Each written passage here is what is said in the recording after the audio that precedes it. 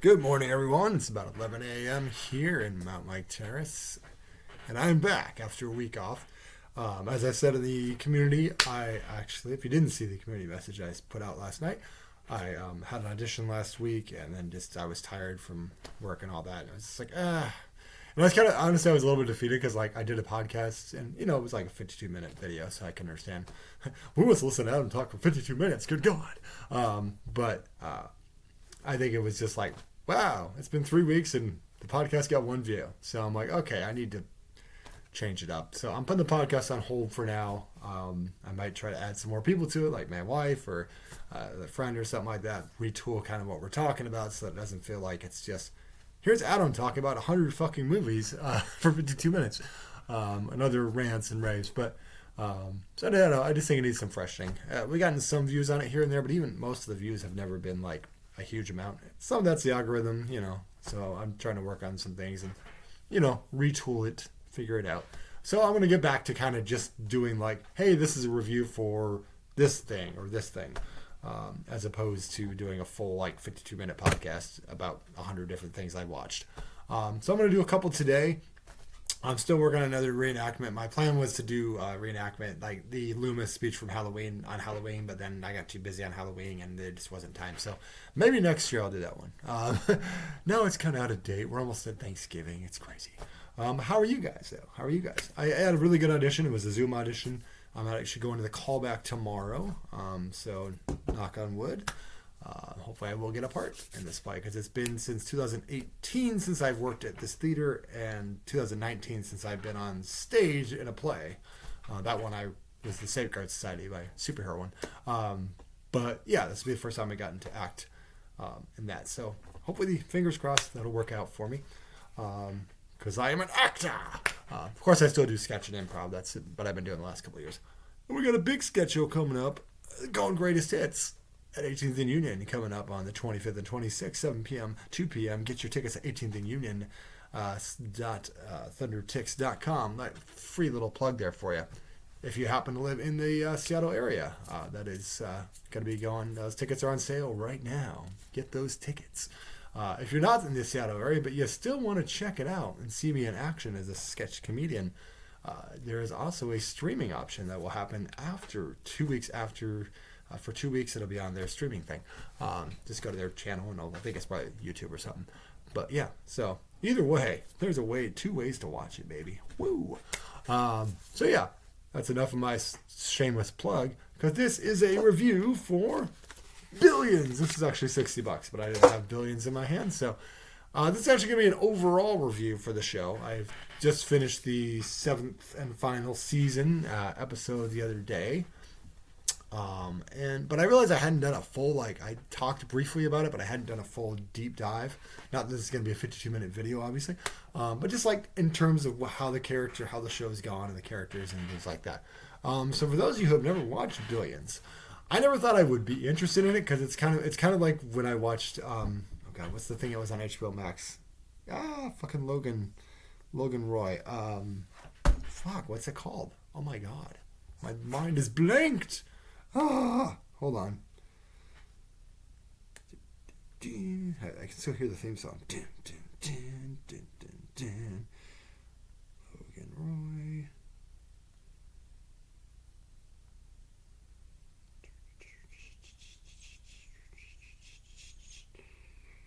Succession, obviously, yeah. I never thought I'd be into Succession, and that show had me hooked. So the same thing with this. I obviously already was a big fan of Paul Giamatti. Of course, I'd seen him in a lot of roles, but Sideways is the movie that really sold me on him, and I was like, this movie's awesome. And I think it was really great in it. And so I pretty much after that I would just go and watch things. He's got a new movie out from the same director. I want to see that in theaters if I get the chance. So I was interested in watching that show as is. But the other thing, it's interesting thing is that as much as I enjoyed Paul Giamatti in this show, and of course he's great, I found myself becoming a fan of Damian Lewis as well, who I had seen in things here and there. Band of Brothers and things like that. So I already knew he was a good actor, but there's just something about his role as Axe that just really he's just really good. And it's one of those things where I'm watching his character and obviously they wrote his wife off the show because the actress wanted to leave. Well, like the first couple of seasons, like there's women at a band, he's at this not a band at this concert ever, and she's clearly flirting with him and hitting on him and all that, and he's like, I wish I could, but I'm a married man. I was like, I respect this guy. He may be a businessy tycoon and doing all the stocks and things like that, and be a bit of a grifter, but damn it, at least he's got some standards, and I respect it. So he was on the show for many seasons, and then after the 5th season, the actor's wife had actually passed away, and so he took some time off, though, so they kind of wrote his character out for the 6th season, and then Corey Stoll came in. He had come in on season 5 as kind of a little bit of a competitor, another rich guy, another billionaire, who starts off being kind of an ally of Paul Giamatti and his character, who's trying to press charges and he's been trying to take Damian Lewis down this entire time. So he's giving me kind of this rival of like every time he thinks he can get him, he gets away with it. But meanwhile, his wife at the time, Wendy, she's like a psychiatrist who works at this big like stock firm or whatever you call it, Wall Street firm basically. But she's really close to Damian Lewis's character. Like they're just friendly. Like there's teaser romance, but they never really actually go through with it really. But like there's always like she's always been very loyal to him, and like she's kind of a voice of reason for him a lot of times. But which is awkward when you're married to this guy who's trying to take this guy down. So there's a lot of that tension there, and then him and the wife go through a divorce and get separated and all that. Paul Giamatti and his wife, and him and his wife are into this weird kind of like dominatrix stuff, and they were going to this dominatrix stuff, and they were doing okay for a while. And there's like a season where they're actually like working together with Damian Lewis's character, but then eventually Paul Giamatti's like, "What the hell am I doing?" And he actually admits that he does this stuff in public while he's running for U.S. attorney, which did not do his marriage any favors. And like I said, there's a lot of drama. There's a lot of other there's just like a lot of great side characters. Wags is probably my favorite. He's so ridiculous. Like he just does all these weird things, and he has weird fetishes, which is just. There's the only one I didn't like in this season was there's this one episode where he's with his fiance, I believe, and there's these women that they're at this party, and they have a diaper with chocolate in it, and they're licking the chocolate out of the diaper. Like I'm like, what the fuck? Who wrote this shit? Whose fucking fetish is this? Because it is fucking disgusting. Like, who would fucking have that as a fetish? Because you're almost emphasizing that you're eating shit. Why would anyone have that? What the fuck? So shame on you for writing that horrible scene. I feel traumatized by it. But yeah, and then they have, but basically, yeah. Back to this. Corey Stoll's character had basically been plotting to run for president of the United States. But let me tell you something about Corey Stoll. Some other people I've seen point this out as well. Now, he might be too old, and I know he just did Ant-Man and stuff like that. But goddamn, if there was ever a convincing reason for him to play Lex Luthor, just watch him in this fucking season. Because he's charismatic as hell, but at the same time, there's kind of an underlying darkness there. And it really shows in the last couple episodes of just like how vindictive he is. And just talks about, well, if I had the finger on the nuke and I had to nuke somebody, I'd nuke, It's like, oh God. But he's so charismatic, and you think, oh, he's a man of the people, and I'm running as an independent candidate and all this stuff. So yeah, he's really good. Like I said, I always liked him in The Strain and all that as well. And he was fine in Ant-Man and stuff like that. And I've seen him in a lot of other things. But he's really good. Like, seriously, he's basically practically playing Lex Luthor in this fucking show. But what works is because what ends up happening towards the end here is that they basically start to find a way to take him down, because it's like, and Wendy's on board too, because she's like, I see exactly what type of president he would be, and he would destroy this country. And so Damian Lewis's character has been off the show for like all last season, but like now she's reaching, but she still has contact with him. He's in Europe. He had to go to Europe because he was getting all these charges pressed against him.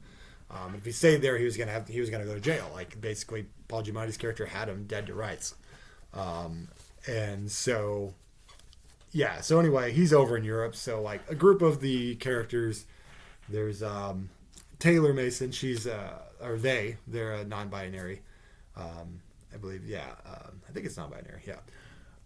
Character and all that, and they were like kind of a protege that was really good. At one point, competed with Axe. And it's a good character.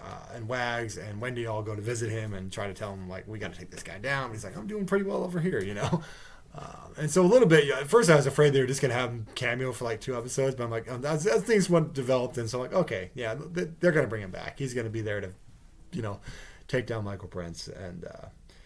And so, yeah, and as things develop, it does happen that way. There's a lot, like I said, there's a lot of great characters at the actual firm too, and all that. There's a lot of goofy characters, and it's just a lot of good characters. So I think you'd really enjoy it outside that diaper scene, like me. But and there's a couple other disturbing scenes here and there throughout this series. But like I said, Damian Lewis is great. Like, I want to see him in more. You know, I would love to see him do some more like even if it's comic book movies or just a villain and a sci-fi or something. Like, I think he'd be great. And obviously, Paul Giamatti hopefully will get a better role than Rhino. Why did you waste him in fucking Rhino? Damn it.